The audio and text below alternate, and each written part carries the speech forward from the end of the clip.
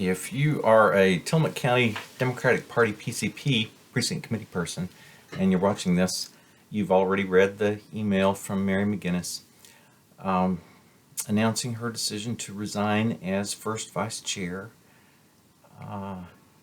And if you know me and Mary, if you've been kind of observing how we work for a while, you know that was hard. Ooh, when she told me that she was going to have to do this, oh, my heart just sank. And I know a lot of you can understand the reasons why.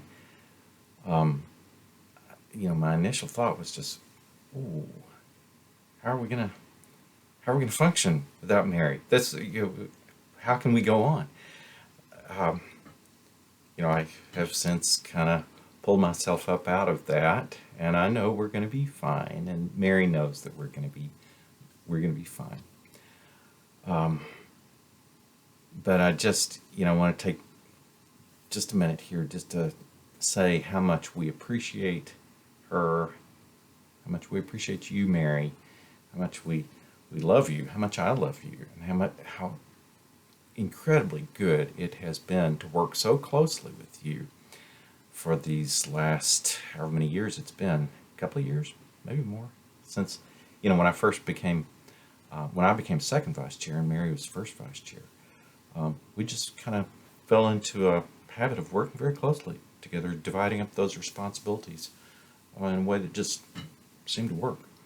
And when I became chair, even better. We talk all the time and share decisions easily, and it's just been a wonderful working relationship. When Fred had to resign as chair last year, I kind of had a similar reaction, and my instinct was to say, well, we need to have some kind of celebration of Fred, or have some big acknowledgement of what a great job he's done.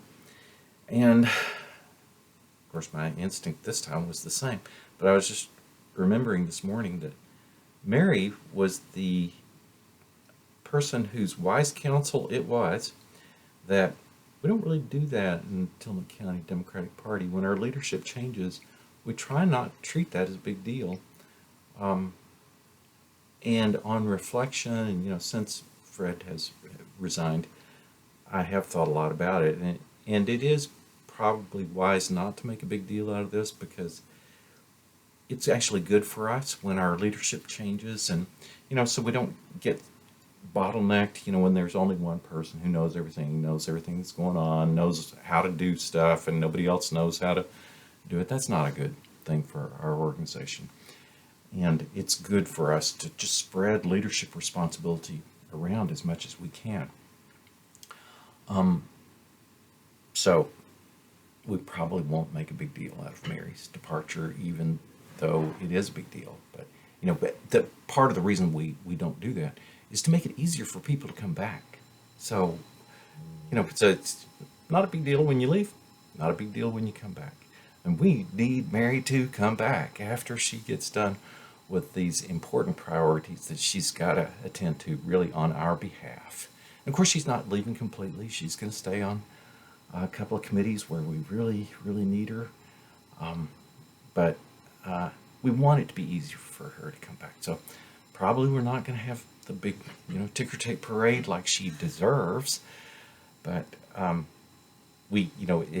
much as possible, let's do what we can to reach out to her and let her know how much we appreciate her, because I really do, foremost among surely almost everybody here.